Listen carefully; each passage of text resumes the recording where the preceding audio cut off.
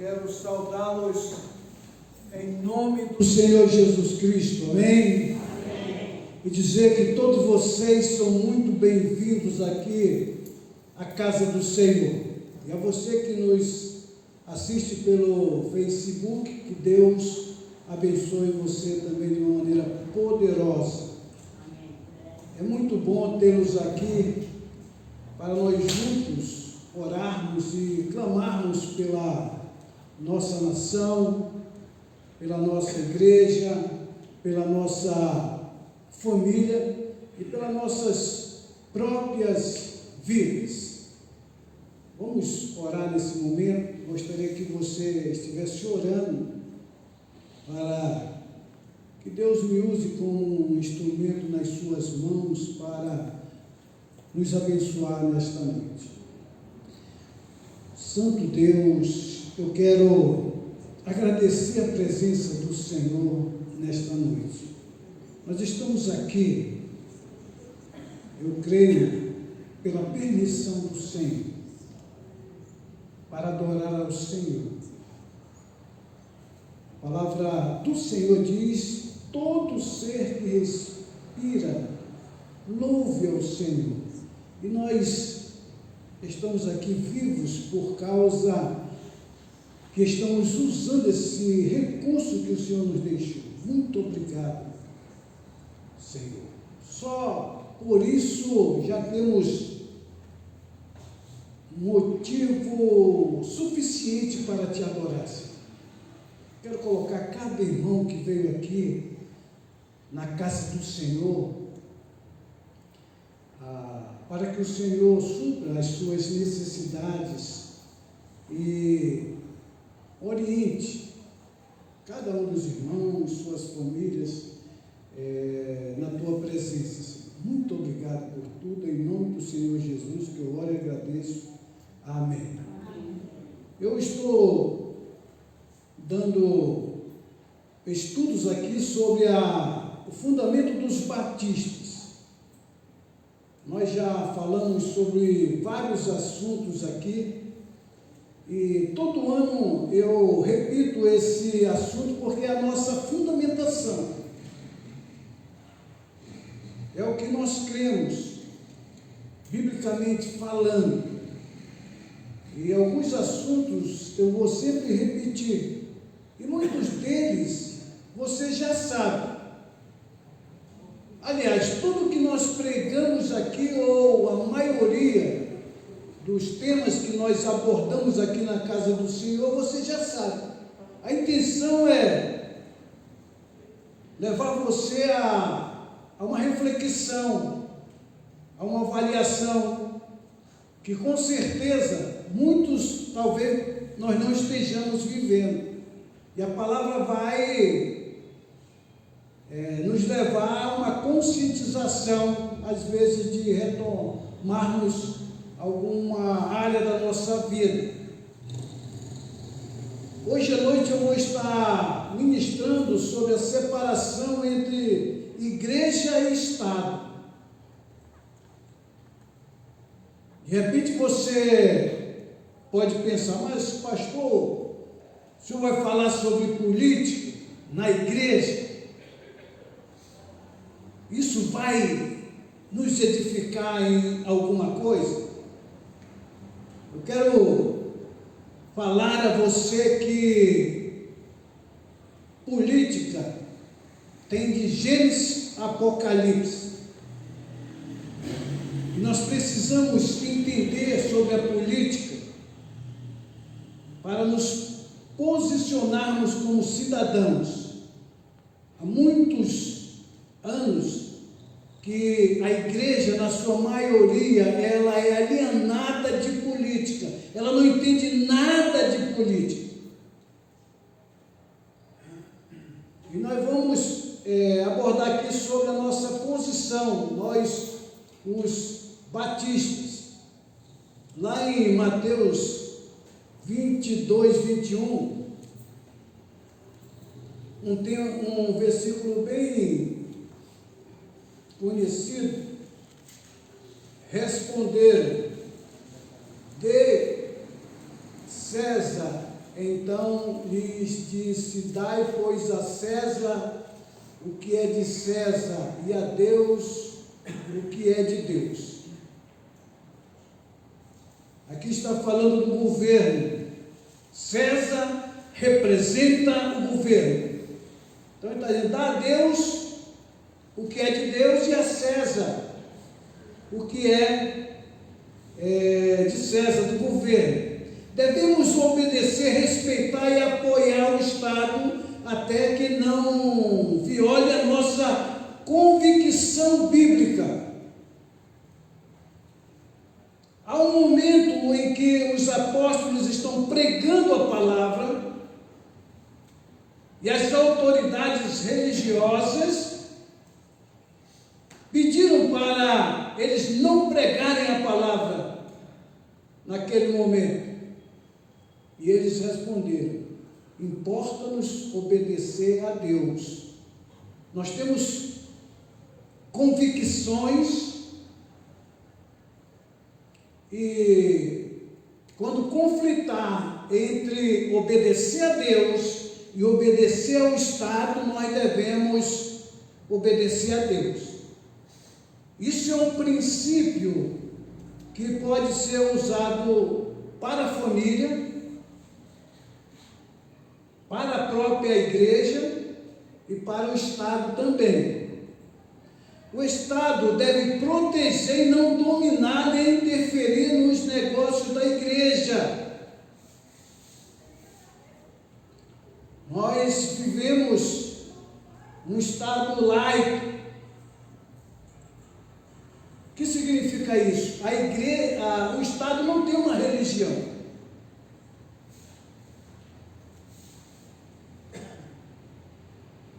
E não deve ter. Agora, o povo é religioso. Não se pode excluir a religião dos debates, inclusive políticos. Mas você pode perceber que nos grandes debates você não vai encontrar um pastor, raramente. Isso é intencional. Nós temos José do Egito, foi um governador que governou num tempo em que o governo foi passado para a sua mão. E nós percebemos ali que ele era um homem guiado por Deus. E ele levou aquela nação a prosperar. Eu creio muito que qualquer família, qualquer igreja, qualquer nação, ela vai prosperar dependendo da sua liderança, de quem está na frente. Se a liderança for fraca, a família vai ser fraca. Se a liderança for forte, comprometida, de caráter, tanto a família como a igreja, quanto o Estado, ele vai prosperar. Deus instituiu 3 instituições. Primeiro, a família. Segundo, o governo. E terceiro, a igreja. Vamos lá em Gênesis 2, 20 a 25.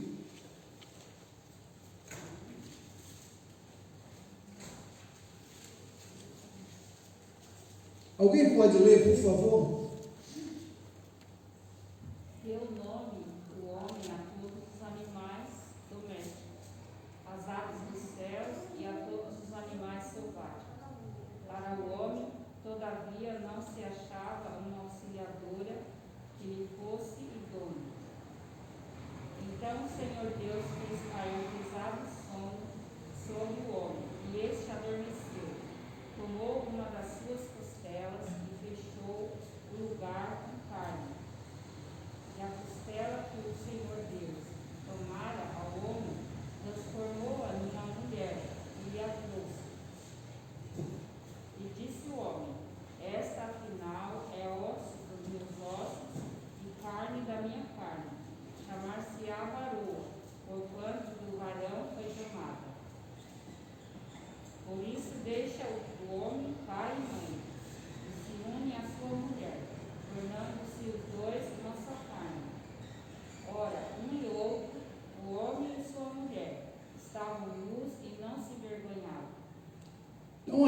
ideia é que o Senhor planejou e abençoou a família. Então a família é uma instituição divina. O governo, Gênesis 9, 5 e 6.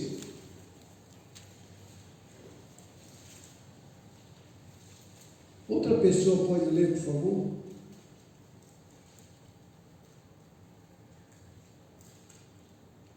Gênesis 9, 5 e 6. A todo aquele que derramar sangue, tanto homem quanto animal, pedirei contas. A cada um pedirei contas da vida do seu próximo. Quem derramar sangue do homem, pelo homem seu sangue será derramado, porque é a imagem de Deus. Foi o homem criado. Olha, aqui é uma aliança com Noé. Deus faz uma aliança com Noé. E esse versículo que fala sobre derramar o sangue de um homem, que ele deveria ser punido, aqui é um dos versículos que dá base para a pena de morte, que ficaria para o governo aplicar. Se o governo é competente para fazer isso ou não, nós não podemos julgar. Mas a pena de morte é algo bíblico. Quando se tira a vida de alguém, como ele sendo assassinado, eu sou a favor da pena de morte em casos extremos. Então nós observamos aqui que o governo foi instituído por Deus. Há quem diga que o governo ele é do diabo, principalmente lá em Lucas, na tentação ali no deserto. Só que o diabo, ele é o pai da mentira. O governo, ele foi instituído por Deus e não pelo diabo. E depende muito de quem está no governo. De repente, o governo pode se transformar numa instituição do diabo. Mas também pode ser uma instituição que abençoa a nação. Assim como uma família. Um pai pode se tornar um instrumento nas mãos do diabo para prejudicar a sua família.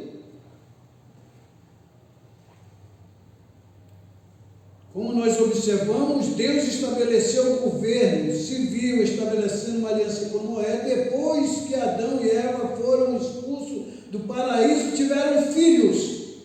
Você lembra? E o que aconteceu com os filhos de Adão e Eva depois? Eles começaram a conviver numa sociedade onde não havia leis, onde não havia regras. E eles não conseguiram subsistir. Tamanha perversidade, tamanha crueldade naquela sociedade, e o próprio Senhor teve de destruí-los. É uma demonstração de que é necessário um governo. A sociedade se corrompeu, não havia regras, leis para governar o povo. Aí Deus decidiu destruir totalmente a sociedade da época. Responsabilidade do cristão com o governo. Qual é a nossa responsabilidade como cristãos diante do governo? Vamos lá em Romanos 13, 1 a 7. Eu vou aqui ler.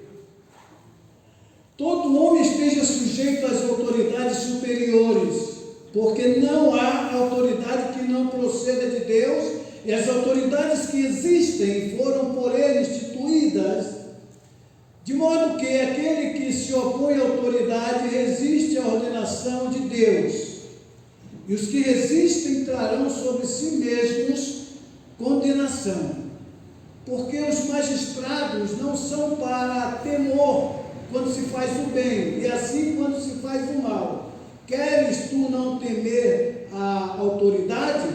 Faz o bem e terás louvor dela, visto que a autoridade é ministro de Deus para teu bem. Entretanto, se fizeres o mal, teme, porque não é sem motivo que ela traz a espada, pois é ministro de Deus, vingador, para castigar o que pratica o mal.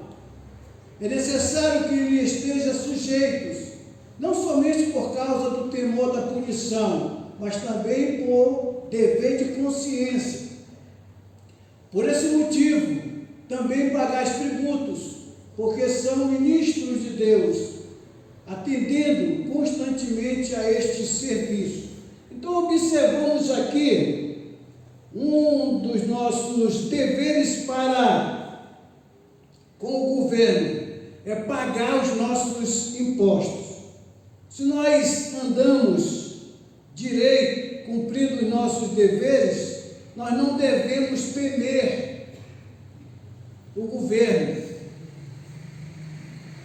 Vamos lá para Tito 3:1. Então a nossa responsabilidade é apoiar o governo.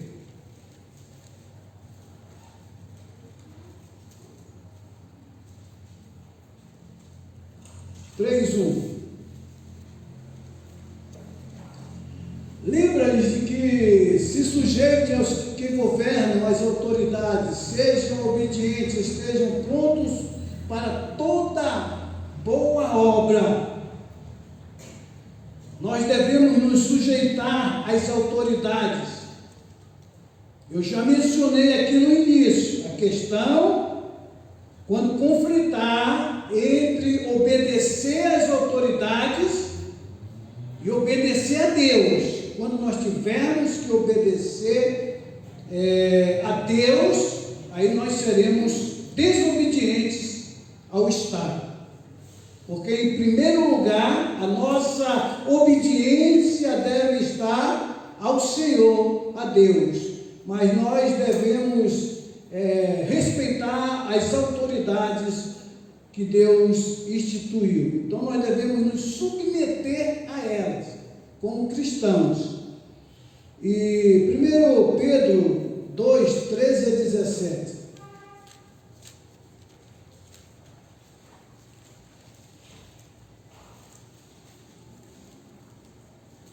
Sujeitai-vos a toda a instituição humana por causa do Senhor, quer seja o rei como soberano. Só um momento aí. Você está observando? Quando nós obedecemos às autoridades, nós estamos obedecendo ao Senhor. Por isso que nós devemos nos submeter a toda autoridade. Se você estiver numa escola, existe um professor, você deve se submeter à autoridade do professor. Se você está na estrada e existe um policial, você deve se submeter à autoridade do policial. Então é importante você entender, isso é uma mentalidade bíblica. Jesus tinha essa mentalidade. Vamos lá. Quer as autoridades como enviadas por ele, tanto para castigo dos malfeitores, como para louvor dos que praticam o bem. Porque assim é a vontade de Deus, que pela prática do bem façais emudecer a ignorância dos insensatos. Como livres que sois, não usando todavia a liberdade por pretexto da malícia, mas vivendo como servos de Deus. Tratai todos com honra, amai os irmãos, temei a Deus e honrai o rei. Então observem aí que nós devemos respeitar as autoridades. Quando nós fazemos isso, na realidade nós estamos respeitando ao Senhor. Tudo que nós fizermos, nós devemos fazer entendendo que é para o Senhor que nós estamos fazendo. Até mesmo quando você está trabalhando numa empresa, você tem que ter essa consciência que você não está trabalhando ali para o seu patrão, mas se você tem a consciência que está trabalhando para Deus, você deve se comportar sabendo que Ele vai honrar você. Mas pensemos que você está num lugar e ganha um salário que você mesmo sabe que você deveria ganhar mais.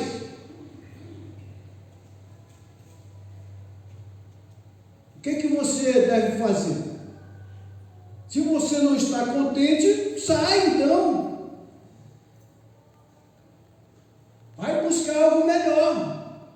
Mas se você está ali, enquanto você estiver ali, você deve estar fazendo o seu melhor, crendo que se há injustiça ali no seu trabalho, Deus vai te honrar e te colocar num lugar melhor. Lógico que eu aconselho as pessoas, nunca saia do seu trabalho sem ter outro trabalho para ir, principalmente você que tem família, pai de família. Você não sabe quando vai encontrar outro emprego. Pode demorar meses. Se você tem conta para pagar, tudo ficará mais difícil. 1 Timóteo 2:2.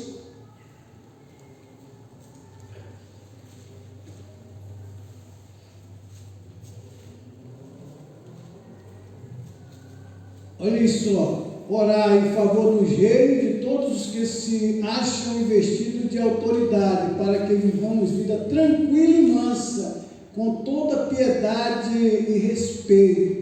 É isso que nós estamos fazendo aqui, irmãos. Nós somos sacerdotes. Sacerdote, além de ensinar, ele representa as pessoas diante de Deus. Por isso nós temos essa consciência de estarmos aqui orando, porque nós cremos que Deus vai intervir e abençoar a vida dos nossos irmãos, a vida da nossa nação. Eu sei que muitos que estão aqui, talvez trabalharam, estão cansados, e é muito mais do que um sacrifício você honrar a Deus dessa maneira. Mas nós estamos aqui por algo maior. Não sei se você entende isso. Nós estamos aqui porque nós cremos em algo maior. Nós cremos no plano redentor. É o ideal. Quem nós somos e o que nós fazemos é muito mais do que quem está sentado aqui orando. Nós estamos fazendo parte do projeto de Deus. Então é importante que nós entendamos isso. Então a nossa oração, ela é poderosa. Eu, um desses dias falei aqui, e creio que é exatamente assim. Você está orando aqui,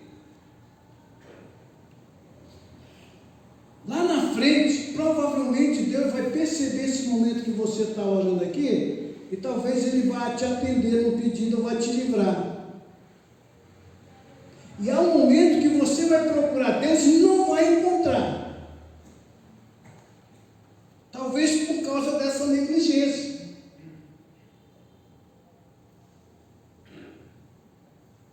Porque nós temos a tendência de, na hora que a coisa aperta, na hora que a coisa fica difícil, que nós olhamos e nós buscamos todas as soluções, mas não encontramos. Nós estamos no fundo do poço, aí nós corremos para Deus.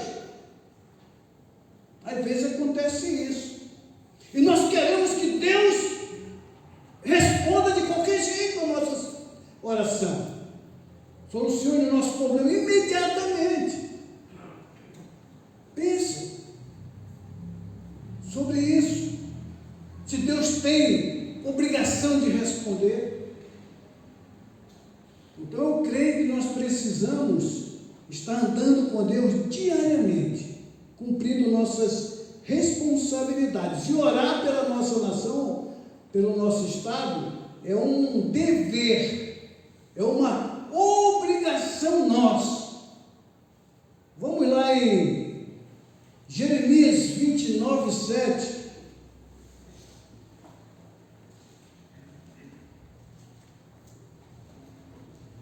Procurai a paz da cidade para onde vos desterrei e orai por ela ao Senhor, porque na sua paz vós tereis paz. Aqui o contexto é Deus levando o povo para a Babilônia. Nós devemos orar para que essa paz se mantenha no nosso país. Vocês mesmos perceberam tudo o que aconteceu? Quando nós olhamos aqui a Venezuela, houve uma mudança lá terrível. As pessoas tinham dinheiro e não podiam comprar comida. Isso nunca, pastor, vai acontecer no nosso país. Se nós orarmos, não. E eu quero fazer a minha parte. Você vai escolher se vai fazer a sua parte ou não, é com você. Ninguém é obrigado a vir orar. Forçado. Mas nós temos um compromisso com Deus, de orar pela nossa nação. Então, a responsabilidade do cristão para com o governo é apoiar os impostos, se submeter, respeitar as autoridades, orar por eles. Responsabilidade do governo para com a igreja. Qual é a responsabilidade do governo para com a igreja? Primeiro, não privilegiar nenhuma denominação ou religião. O Estado não deve ter uma religião. Tem Estado que tem uma religião oficial. Então ela não deve privilegiar nenhuma religião. Não oficializar doutrina. O Estado não tem como colocar doutrinas para as igrejas ou religiões seguirem. Não é papel do Estado isso. Nós vimos aqui, qual é o papel do Estado? O papel do Estado é, na realidade, dar segurança para o povo. Fazer cumprir a lei. Não é papel do Estado dar comida para as pessoas. Talvez em caso de necessidade, uma tragédia, porque dar comida para as pessoas, isso é um paliativo. A pessoa vai estar sempre precisando, sempre precisando. A pessoa precisa de educação, a pessoa precisa aprender uma profissão para ela trabalhar e com dignidade ter o seu próprio sustento, para que ela possa ajudar as outras pessoas. É isso que a Bíblia orienta. Ela até diz: quem não trabalha, que não coma. Então é importante nós entendermos isso, estabelecer os líderes da igreja. Não é papel do Estado. Existem nações que o Estado estabelece o bispo, o pastor, mas não é papel do Estado. Não é papel do Estado dar nem mesmo educação, nem mesmo saúde. O Estado deveria ter condições às pessoas de ter um convênio, de pagar pela sua própria educação. Ele deveria criar um ambiente, uma situação para que todos tivessem oportunidades.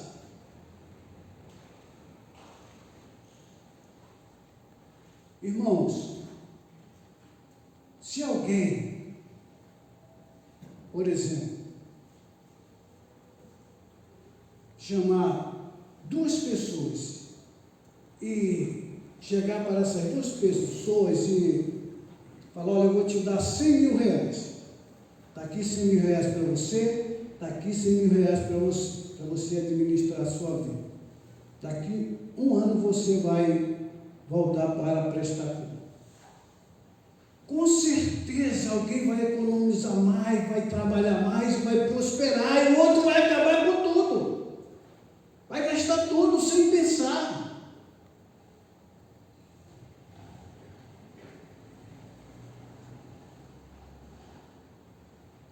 Claro que nós sabemos que, em virtude do homem administrar, ele é ambicioso, e a minoria é que domina e administra e pega a maior parte de tudo que tem para si. E nem interferir na vida da igreja. O Estado só deveria interferir na vida da igreja se a igreja violar alguma lei. Se ela não violar, ele não deveria interferir. Irmãos, existem tantas leis que estão sendo criadas para prejudicar a igreja, você nem imagina. Ainda bem que tem pessoas lá no Congresso que defendem. Então é importante que nós atentemos para isso. Não podemos sermos alienados. Nós precisamos nos posicionar, no mínimo orando, ou até mesmo na hora de votar.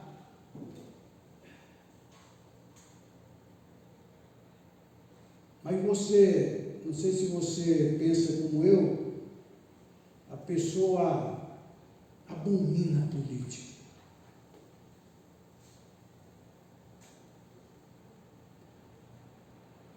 A política é algo bom. Os políticos é que prejudicam tudo, mas não são só os políticos, em qualquer área.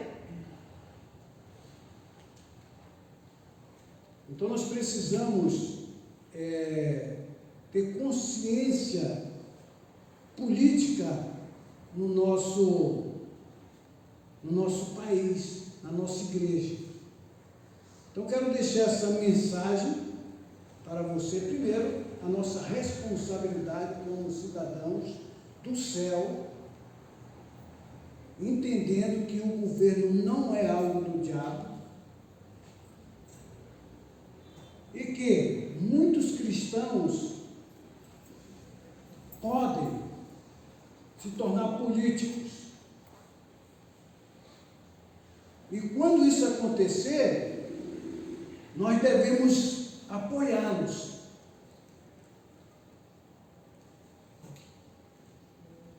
Eu me lembro daquela parábola lá de Juízes, onde as árvores foram lá e queriam que alguém reinasse.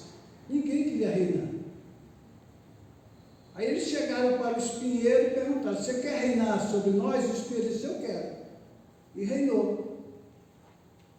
Qual é a aplicação política dessa parábola? Não tem gente boa de caráter para administrar o nosso país. Os corruptos vão administrar.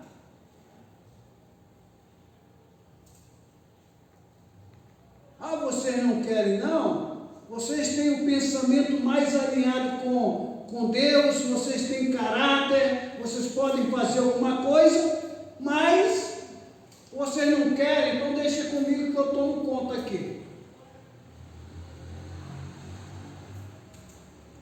Então nós precisamos nos posicionar. Sabemos que é um caminho difícil, mas sempre nós precisamos orar para que Deus coloque pessoas cristãs, pessoas tementes a Deus, como José, como Daniel, não só na política, mas na economia, na educação, em qualquer área. Nós precisamos de pessoas preparadas. Os jovens precisam se preparar, talvez em ciência, se tornarem cientistas, para representar a igreja, Deus nesses lugares. Então nós devemos respeitar somente quando existir conflito. Quando existir conflito, irmãos, é Deus em primeiro lugar. Você está no seu emprego e o patrão manda você fazer algo errado que você sabe que é errado. Eu sei que é difícil você se posicionar. Olha, vai lá e conta essa mentira. Um funcionário, eu não vou fazer isso, porque eu sou cristão. Se eu quisesse, eu me mando embora. É muito difícil. Que a pessoa vai pensar, não, eu tenho minha família, se eu fizer isso, eu vou ser mandado embora. Agora, se a pessoa tem convicção, de verdade ele faz. Muitos já fizeram. Nós temos o próprio caso de Daniel. Não, se eu tiver que morrer, eu morro. Jogaram ele na cova dos leões, lá no seu trabalho, e Deus livrou ele. Nós temos o caso de João Batista. Apontou o dedo para Herodes e fez acusações gravíssimas contra ele. Herodes depois prendeu ele, depois mandou cortar sua cabeça. Deus livrou um, mas não livrou o outro. Mas por que Deus não livrou o profeta João Batista? Eu não sei por quê. Mas quem sabe Deus pensou, o viver é Cristo e o morrer é lucro. Quando nós morremos com Deus, nós vamos para o céu. E eu creio que quando você morre honrando a Deus, você é recebido no céu com honra.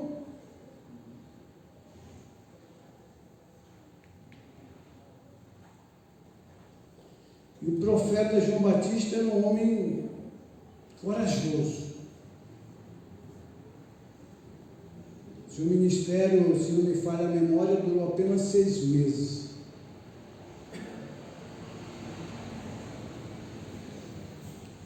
E concluindo aqui, tem muito mais coisas, irmãos, sobre política.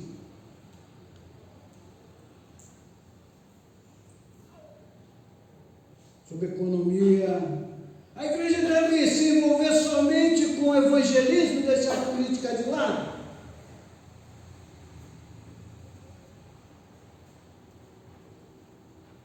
Não deve pensar em política?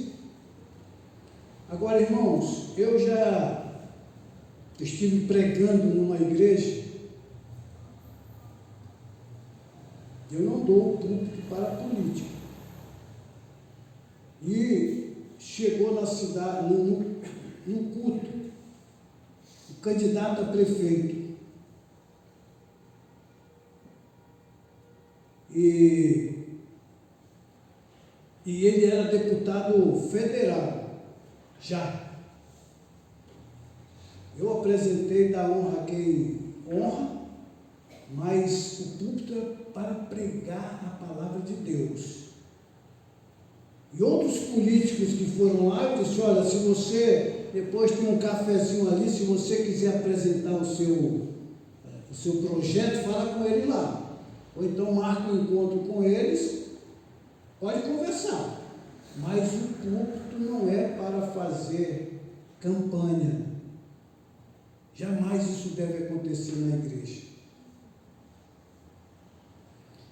E chegando aos finalmente aqui, primeiro, foi Deus que criou a família, foi Deus que criou o governo, o Estado, e foi Deus que criou a igreja, amém?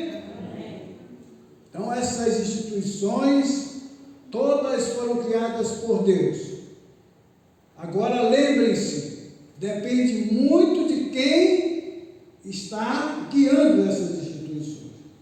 Tanto a igreja, quanto o governo e a família. Se o líder for uma pessoa que não tem caráter, que não tem comprometimento e responsabilidade, ele vai levar sua família para a derrota, para a desgraça. Vai depender. Cada uma dessas instituições tem seu papel para exercer na sociedade. Irmãos, isso é muito importante. O governo tem um papel que nós precisamos entender. Nós precisamos compreender como cristãos. A igreja tem um papel e a família tem um papel também. Quando nós entendemos isso, e nós dentro desse processo da família, da igreja e do Estado, e nós conseguimos entender qual é o nosso papel, fica mais tranquilo para assumirmos o nosso papel. Qual é o meu papel na família? Eu sou filho? Eu sou marido? É esposa? Qual é o meu papel na igreja? Qual é o meu papel no Estado? É importante nós entendermos o nosso papel para executarmos exatamente o nosso papel, aquilo que é requerido de nós. Nós devemos louvar a Deus por nosso país, amém? Pelos privilégios, oportunidades e liberdade que temos para servir ao nosso Deus. Irmãos, nós devemos ter um coração cheio de gratidão a Deus. Em muitos outros países, nós não podemos pregar a palavra. Em muitos lugares, as pessoas não têm nenhuma Bíblia. Eu já ouvi comentários que a pessoa lê uma página da Bíblia e passa para outras pessoas. Eles se encontram em lugares escondidos. Então, essa liberdade deve nos levar a uma gratidão muito grande, um agradecimento ao Senhor e valorizar isso. Não quero deixar essa mensagem e vamos agora a